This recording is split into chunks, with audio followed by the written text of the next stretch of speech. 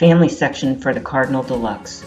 The family section form is divided up primarily into two sections, one dealing with the parties' names, including third-party caretaker cases, and the other dealing with custody types, both the typical custody cases we encounter every day along with the more complex ones. So let's take a look at the family form. The top part of the family section deals with the parties' names. The middle section deals with selecting the custody type and entering the custody information. So here we have added Katie and Rick's names. Let's see what the impact is on the rest of the application. Cardinal places the parties' names on the top of the guideline worksheet, populates their first names in the columns, and throughout the guideline worksheet. If you're in a crunch time and leave out the names, Cardinal will default to labeling the parents as mother and father. Cardinal reacts the same way in third-party cases.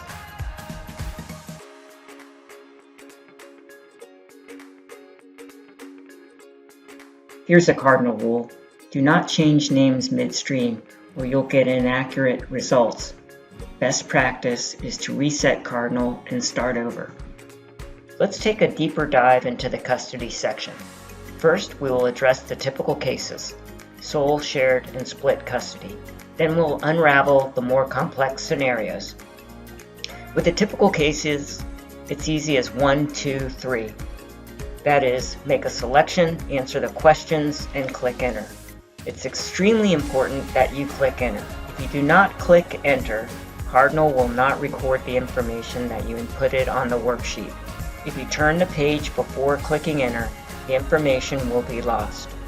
Even when you're stressed out because of difficult clients or time restraints, click enter.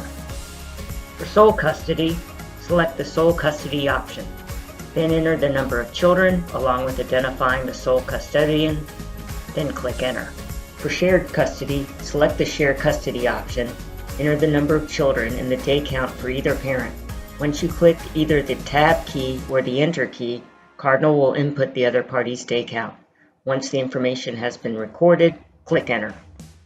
And for split custody, select the split custody option, enter the number of children each parent has in his or her custody, and click enter. Once you click on the OK button, Cardinal will take you to the next page.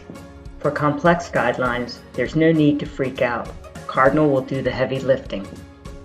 Select the complex option button. Enter the number of children.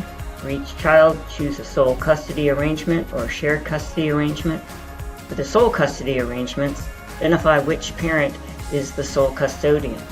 For the children in a shared custody arrangement, choose the parent for the day count and enter the day count.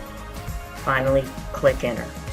When all the children are in a shared custody arrangement, but the day count varies, Cardinal handles this a little differently than the other complex guidelines. Just as before, select the complex option, enter the number of children, choose shared custody for each of the children, and which parent to base the day count on. Now enter the day count for each child.